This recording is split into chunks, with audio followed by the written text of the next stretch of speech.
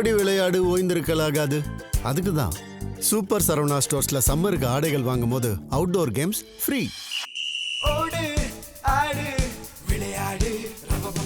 Super Saravana stores summer கோடையை கொண்டாடலாம்.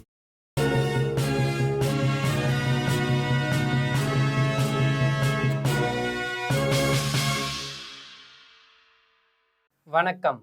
இந்திய நேரப்படி இரவு 8:30 மணி செய்திகள். முதலில் ஜெம் தலைப்பு செய்திகளை காணலாம். பாபநாசம் தொகுதி நாம் தமிழர் கட்சி பெண் வேட்பாளர் மீது திமுகவினர் தாக்குதல், சீமான் கடும் கண்டனம்.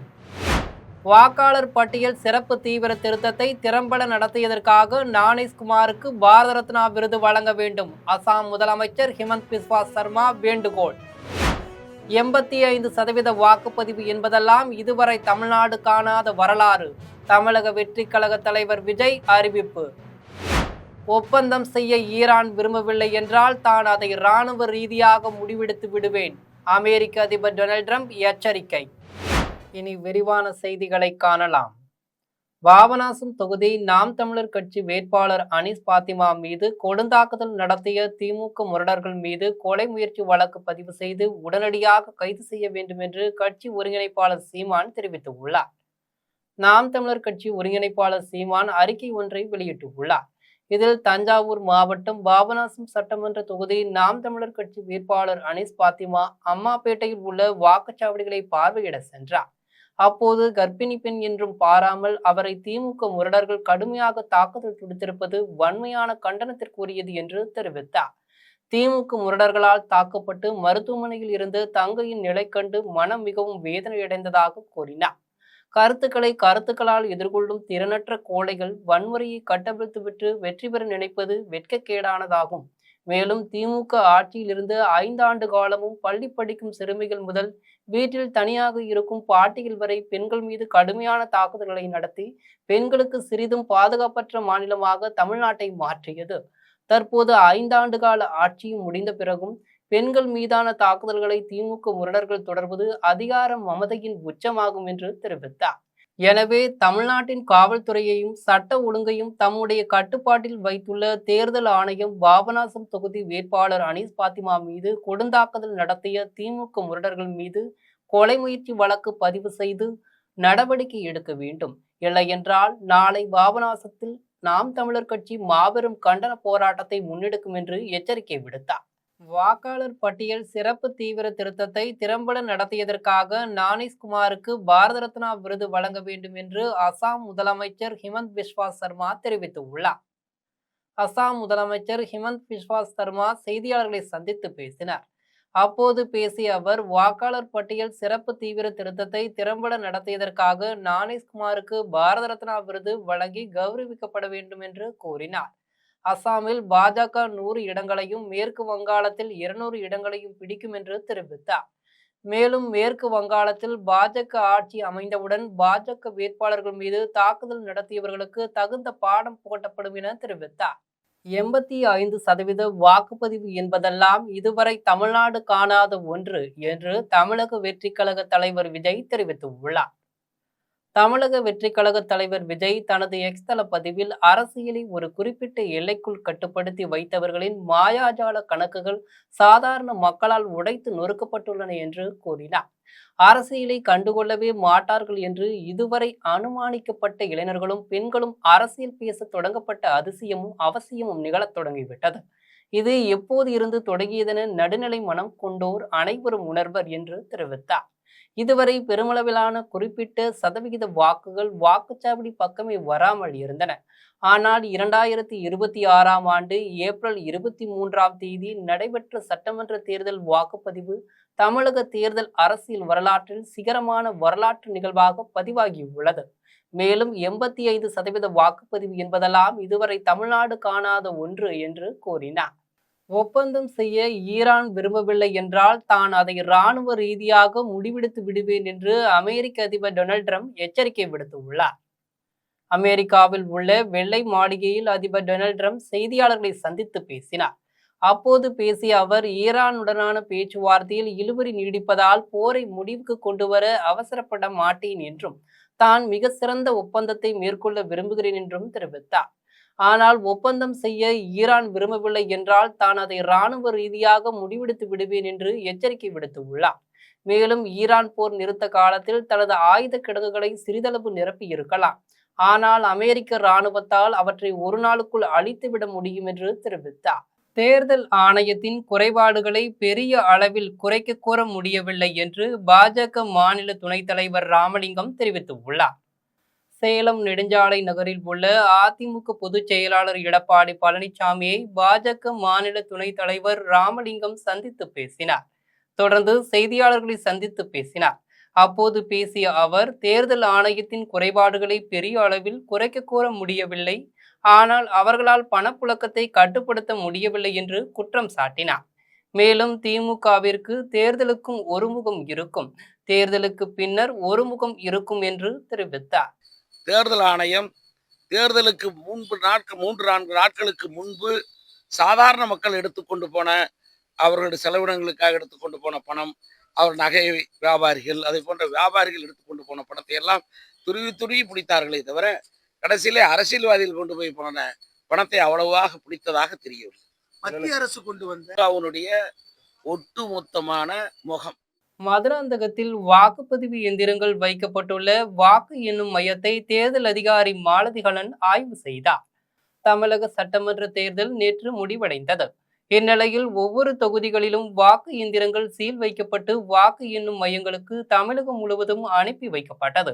அதன் ஒரு பகுதியாக செங்கல்பட்டு மாவட்டம் செய்யூர் மற்றும் மதுராந்தக தொகுதியில் வாக்குச்சாவடிகளில் நடைபெற்ற வாக்குப்பதிவு இயந்திரங்கள் மதுராந்தகத்தில் அமைந்துள்ள சுவம் தனியார் கல்லூரியில் சீல் வைத்து காவல்துறை பாதுகாப்புடன் வைக்கப்பட்டு உள்ளது.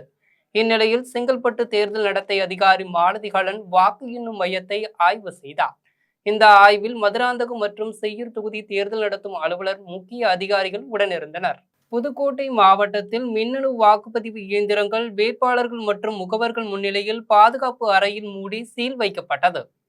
புதுக்கோட்டை மாவட்டத்தில் உள்ள 6 சட்டமன்ற தொகுதிகளில் 1683 வாக்குச்சாவடி மையங்களில் பயன்படுத்தப்பட்ட 2256 மின்னணு வாக்குப்பதிவு இயந்திரம் புதுக்கோட்டை புதிய பேருந்து நிலையம் அருகே உள்ள அரசு மகளிர் கலைக்கல்லூரிக்கு கொண்டு செல்லப்பட்டது.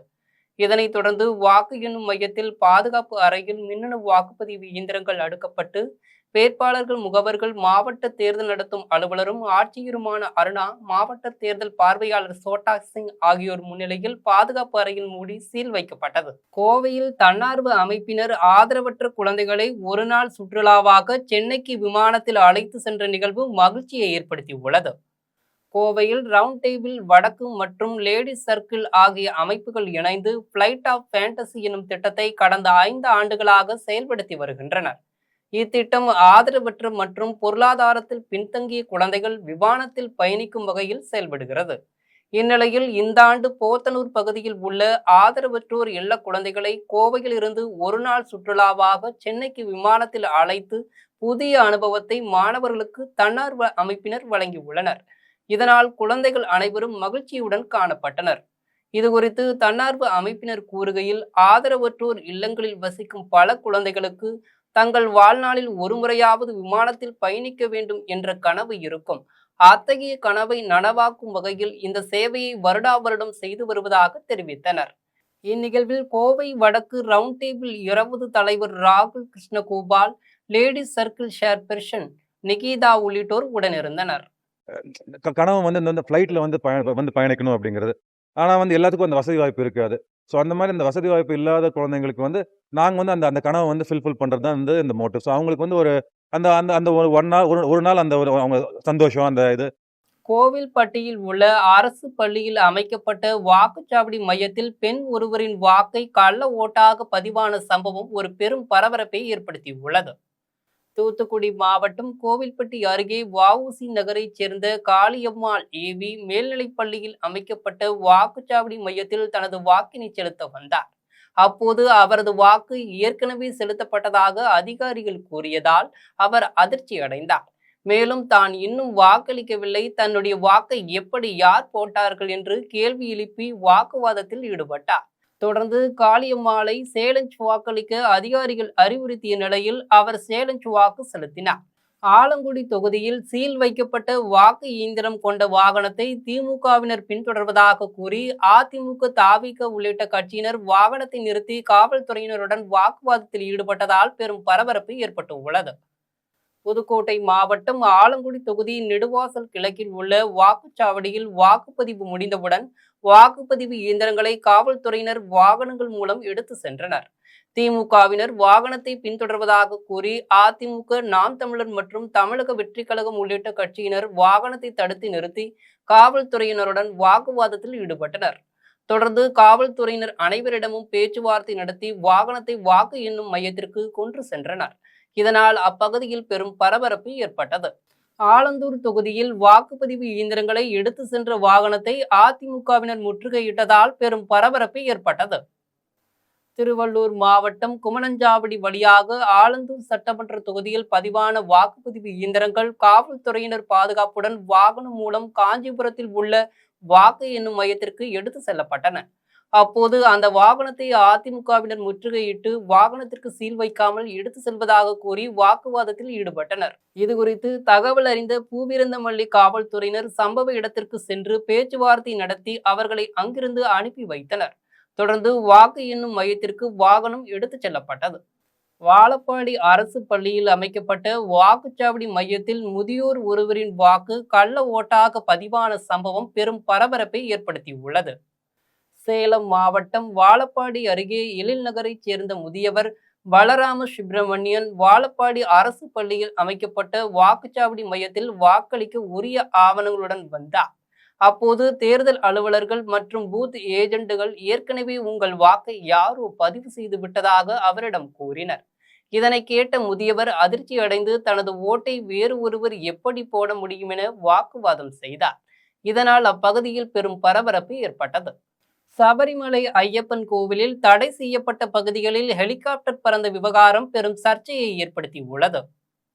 கேரளா மாநிலம் சபரிமலை ஐயப்பன் கோவில் மற்றும் அதன் சுற்று வட்டார பகுதிகள் தீவிர பாதுகாக்கப்பட்ட மேற்பகுதியில் விமானங்கள் மற்றும் ட்ரோன்கள் பறக்க தடை விதிக்கப்பட்டு உள்ளது.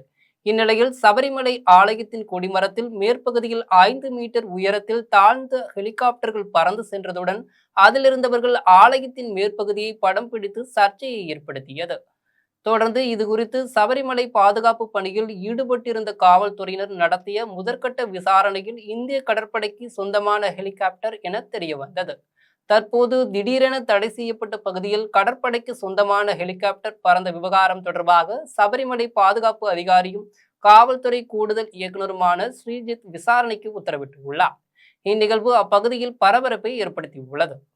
திருவள்ளூரில் குவித்து வைக்கப்பட்டுள்ள குப்பைகளை மர்ம நபர் ஒருவர் தீ வைத்ததால் அதன் அருகில் இருந்த கடை தீப்பற்றி எரிந்த சம்பவம் அப்பகுதியில் பரபரப்பை ஏற்படுத்தியுள்ளது. திருவள்ளூர் அடுத்த மணவாளன் நகரில் சதீஷ் என்டர்பிரைசஸ் பழைய இரும்பு பொருட்கள் வாங்கும் குடோன் இயங்கி வருகின்றன. இந்நிலையில் கடையின் அருகே குவித்து வைக்கப்பட்டுள்ள குப்பைகளை மர்ம நபர்கள் தீப்பற்றி வைத்துள்ளதாக கூறப்படுகின்றது. மேலும் கடையின் அருகே எரிந்து கொண்டிருந்த தீ கடை முழுவதும் மளமளவென பரவி உள்ளது. இதனை பார்த்த அப்பகுதி மக்கள் கடையின் உரிமையாளருக்கும் தீயணைப்பு துறையினருக்கும் தகவலை தெரிவித்து உள்ளனர்.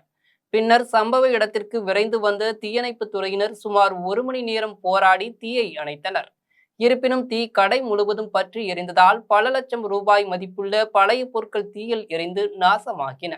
இச்சம்பவம் குறித்து மணவாள நகர் காவல்துறையினர் வழக்கு பதிவு செய்து விசாரணை மேற்கொண்டு வருகின்றனர். இச்சம்பவம் அப்பகுதியில் பெரும் பரபரப்பை ஏற்படுத்தியுள்ளது. அம்மாப்பேட்டை அருகே தாவிக பொறுப்பாளரை திமுக நிர்வாகி அரிவாளால் வெட்டிய சம்பவம் பெரும் பரபரப்பை ஏற்படுத்தியுள்ளது. தஞ்சாவூர் மாவட்டம் பாபநாசம் தொகுதி தோப்பு தெருவைச் சேர்ந்த தமிழக வெற்றி கழக பூண்டி கிளை பொருளாளர் வேலாயுதம் வாக்குப்பதிவு முடிந்தவுடன் தனது வீட்டிற்கு நடந்து சென்று கொண்டிருந்தார். அப்போது அதே பகுதியைச் சேர்ந்த திமுக நிர்வாகி வேலாயுதத்தை அரிவாள் வெட்டிவிட்டு ஓடிவிட்டார். இதில் படுகாயமடைந்த வேலாயுதத்தை அரசு மருத்துவமனையில் அனுமதித்தனர். இது குறித்து அம்மாப்பேட்டை காவல்துறையினர் விசாரணை மேற்கொண்டு வருகின்றனர். சேலம் சென்னை தேசிய நெடுஞ்சாலையில் கட்டுப்பாட்டை இழந்த காரில் பயணித்த இருவரும் அதிர்ஷ்டவசமாக உயிர் தப்பினர். சேலம் மாவட்டம் பைத்தியகவுண்டன் புதூர் பகுதியான சேலம் சென்னை தேசிய நெடுஞ்சாலையில் கோவை சூலூர் பகுதியை சேர்ந்த அஜித் சீதாலட்சுமி தம்பதியினர் 4 சக்கர வாகனத்தில் சென்று கொண்டிருந்தனர். இந்நிலையில் காரின் முன்புறத்தின் இடது சக்கரம் வெடித்ததால் நிலை தடுமாறிய கார் கவிழ்ந்து விபத்துக்குள்ளானது. இதில் சிறு காயங்களுடன் அதிர்ஷ்டவசமாக இருவரும் உயிர் தப்பினர். பின்னர் அருகில் இருந்தவர்கள் மீட்டு வாழப்பாடி அரசு மருத்துவமனைக்கு சிகிச்சைக்காக அனுப்பி வைத்தனர். இதுகுறித்து தகவல் அறிந்த வாழப்பாடி போலீசார் வழக்கு பதிவு செய்து விசாரணை மேற்கொண்டு வருகின்றனர். வாழப்பாடி அருகே துக்க நிகழ்வில் கலந்து கொண்டு வீடு திரும்பிய போது தூக்க கலக்கத்தில் சென்ற 5 பேர் பயணித்த கார் விபத்துக்குள்ளானது. சேலம் மாவட்டம் குமாரசாமி புதூர் பகுதியைச் சேர்ந்த மன்சூர் தனது மனைவி வகீதா பானு, மகன் அஜ்மல், மைத்துனர் சாதிக், மாமியார் ஹாபி ராமா ஆகியோருடன் ஆத்தூரில் உள்ள உறவினர் துக்க நிகழ்வில் கலந்து கொண்டு பின்னர் வீடு திரும்பினர். அப்போது வாழப்பாடி அருகே முத்தம்பட்டியில் மன்சூரின் மகன் அஜ்மல் தூக்க கலக்கத்தில் கார் ஓட்டியதால் கட்டுப்பாட்டை இழந்த கார் தேசிய நெடுஞ்சாலை பக்கவாட்டு சுவற்றின் மோதி இடதுபுறம் உள்ள சாக்கடை வாய்க்காலில் இறங்கி விபத்துக்குள்ளானது. இதில் அனைவருக்கும் காயங்கள் ஏற்பட்ட நிலையில் அவர்களை சிகிச்சைக்காக சேலம் அரசு மருத்துவமனைக்கு அனுப்பி வைத்தனர். இதுகுறித்து வாழப்பாடி காவல்துறையினர் வழக்கு பதிவு செய்து விசாரணை மேற்கொண்டு வருகின்றனர். அத்திக்காட்டானூரில் உள்ள வாக்குச்சாவடி மையத்தில் திமுக நிர்வாகி மாரியப்பன் தேர்தல் பணியில் ஈடுபட்டிருந்த போது திடீரென மயங்கி விழுந்து சம்பவ இடத்திலேயே பரிதாபமாக உயிரிழந்து உள்ளார். சேலம் மாவட்டம் தாரமங்கலம் அருகே அத்திக்காட்டானூரில் உள்ள வாக்குச்சாவடி மையத்தில் திமுக நிர்வாகி மாரியப்பன் தேர்தல் பணியில் ஈடுபட்டிருந்தார். அவர் காலை முதலே உணவு கூட உட்கொள்ளாமல் சுறுசுறுப்பாக பணியாற்றி வந்ததால் திடீரென மயங்கி விழுந்து சம்பவ இடத்திலேயே பரிதாபமாக உயிரிழந்தார். இது குறித்து தகவல் அறிந்து சம்பவ இடத்திற்கு வந்த தேமுதிக வேட்பாளர் மோகன்ராஜ் நேரில் சென்று அஞ்சலி செலுத்தினார். மேலும் இந்த சம்பவம் குறித்து தாரமங்கலம் காவல்துறையினர் விசாரணை மேற்கொண்டு வருகின்றனர்.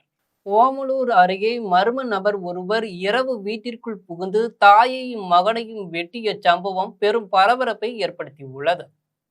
சேலம் மாவட்டம் ஓமலூர் அருகே கருத்தானூரை சேர்ந்த சத்யா கணவரை பிரிந்து தனது 2 குழந்தைகளுடன் தனியாக வசித்து வந்தார். இந்நிலையில் சத்யாவின் வீட்டிற்குள் இரவு மர்ம நபர் ஒருவர் புகுந்து சத்யாவையும் அவரது 10 வயது மகன் கிஷாந்தையும் அரிவாளால் சரமாரியாக வெட்டினார். இதில் சிறுவன் கிஷாந்த் சம்பவ இடத்திலேயே பரிதாபமாக உயிரிழந்தார். மேலும் கை துண்டிக்கப்பட்ட நிலையில் அலறியபடி ஓடி வந்த சத்யாவை உறவினர்கள் மீட்டு மருத்துவமனையில் அனுமதித்தனர்.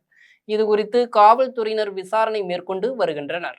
காட்டுமன்னார் கோயில் அருகே உள்ள விநாயகர் கோவிலில் நடைபெற்ற மகா சண்டியாகம் விழாவில் ஏராளமான ஜப்பான் நாட்டவர்கள் கலந்து கொண்டு சாமி தரிசனம் செய்தனர். கடலூர் மாவட்டம் காட்டுமன்னார் கோயில் அருகே பிரயாடி பகுதியில் உள்ள விநாயகர் கோவிலில் மகா சண்டியாகம் நடைபெற்றது. இதில் சுவாமிக்கு சிறப்பு அபிஷேக ஆராதனைகள் நடைபெற்றது. தொடர்ந்து கோயில் வளாகத்தில் யாக குண்டங்கள் அமைக்கப்பட்டு மகா சண்டியாகம் நடைபெற்றது. இதில் ஏராளமான ஜப்பான் நாட்டவர்கள் தமிழர் பண்பாட்டை பிரதிபலிக்கும் துணிகளை அணிந்து கலந்து கொண்டு சாமி தரிசனம் செய்தனர். மகா சண்டி ஹோமம் 2 நாளாக சிறப்பாக நிறைவடைந்தது. அதில் பங்கேற்கிறதுக்காக இவங்கெல்லாம் ஜப்பான் நாட்டிலேருந்து ஒரு 15 பேர் வந்திருக்காங்க. ஆலயத்துக்கு மட்டும் ஹோமத்துக்கு மட்டும் இல்லாமல் ஆலய தரிசனங்களுக்காக வந்திருக்காங்க. 15 நாள் ஆலய சுற்றுப்பயணம், நவகிரக ஆலயங்கள் எல்லா ஆலயங்களுக்கும் கூப்பிட்டு போயிட்டுருக்கோம். எல்லோரும் வந்து பார்த்திங்கன்னா நம்ம நாடு கலாச்சாரப்படி சாரி புடவை கட்டி இதை நம்ம என்ன முறைப்படி எப்படி வணங்குவோமோ அந்த முறைப்படி எல்லாம் வணங்கி ரொம்ப திருப்தியாக சந்தோஷமாக போகிறாங்க. நாம் எதிர்பார்த்தது நடக்கிறதா என்பது மே 4ஆம் தேதிதான் தெரியும் என்று பிரபல இசையமைப்பாளர் ஜிவி பிரகாஷ் தெரிவித்துள்ளார். தமிழக சட்டமன்ற தேர்தலுக்கான வாக்குப்பதிவு நேற்று நடைபெற்றது. இந்த சட்டமன்ற தேர்தலில் வரலாற்று சாதனையாக தமிழகத்தில் 85% வாக்குகள் பதிவானது. இளம் தலைமுறையான வாக்காளர்கள் ஆர்வத்துடன் வாக்கு செலுத்தினர். இந்நிலையில் பிரபல இசையமைப்பாளர் ஜிவி பிரகாஷ் தனது கருத்தை தெரிவித்துள்ளார். அதில் தேர்தல் முடிவை யாராலும் கணிக்க முடியாது என்று கூறினார். மேலும் மக்களுக்கு ஆபத்து விளைவிக்கும் விளம்பரங்களில் நடிக்க பல கோடிகள் கொடுத்தும் ஒரு சில விளம்பரங்களில் நான் நடிப்பதை தவிர்த்து உள்ளேன் என்றார். இந்த தேர்தல் முடிவும் அப்படித்தான் இருக்கும் என்று யாராலும் கணிக்க முடியாது என்று நாம் எதிர்பார்த்தது நடக்கிறதா என்பது மே 4ஆம் தேதிதான் தெரியும் என்று தெரிவித்துள்ளார். ஆஸ்திரேலியாவின் இடதுகை வேகப்பந்து வீச்சாளர் மிச்சல் ஸ்டார்க் மீண்டும் டெல்லி அணிக்கு திரும்ப ஆஸ்திரேலியா அனுமதி வழங்கியுள்ளது. IPL 2026 தொடரில் டெல்லி கேபிட்டல்ஸ் அணி தொடர்ந்து பின்னடைவை சந்தித்து வருகிறது. இந்நிலையில் ஆஸ்திரேலியாவின் நட்சத்திர இடதுகை வேகப்பந்து வீச்சாளர் மிச்சல் ஸ்டார்க் காயத்திலிருந்து மீண்டு டெல்லி அணிக்கு திரும்ப கிரிக்கெட் ஆஸ்திரேலியா அனுமதி வழங்கியுள்ளது. இச்செய்தி புள்ளிப்பட்டியலின் நடுப்பகுதியில் தடுமாறி வரும் டெல்லி அணிக்கு உற்சாகம் ஊட்டியது. கடைசி ஓவர்களில் ரன்களை கட்டுப்படுத்த டெல்லி திணறி வரும் நிலையில் ஸ்டார்க்கின் யாக்கர்கள் அணிக்கு கை கொடுக்கும் என்பது குறிப்பிடத்தக்கது. மீண்டும் ஜெம் தலைப்பு செய்திகள். பாபநாசம் தொகுதி நாம் தமிழர் கட்சி பெண் வேட்பாளர் மீது திமுகவினர் தாக்குதல், சீமான் கடும் கண்டனம். வாக்காளர் பட்டியல் சிறப்பு தீவிர திருத்தத்தை திறம்பட நடத்தியதற்காக ஞானேஷ்குமாருக்கு பாரத ரத்னா விருது வழங்க வேண்டும், அசாம் முதலமைச்சர் ஹிமந்த் பிஸ்வா சர்மா வேண்டுகோள். 85% வாக்குப்பதிவு என்பதெல்லாம் இதுவரை தமிழ்நாடு காணாத வரலாறு, தமிழக வெற்றி கழக தலைவர் விஜய் அறிவிப்பு. ஒப்பந்தம் செய்ய ஈரான் விரும்பவில்லை என்றால் தான் அதை இராணுவ ரீதியாக முடிவெடுத்து விடுவேன், அமெரிக்க அதிபர் டொனால்ட் ட்ரம்ப் எச்சரிக்கை. இத்துடன் ஜெம் செய்திகள் நிறைவடைகின்றன. மீண்டும் ஜெம் செய்திகள் இரவு 12 மணிக்கு. உடனுக்குடன் செய்திகளை காண gemlive.tv என்ற இணையதளத்தில் இணைந்திருங்கள். நன்றி, வணக்கம்.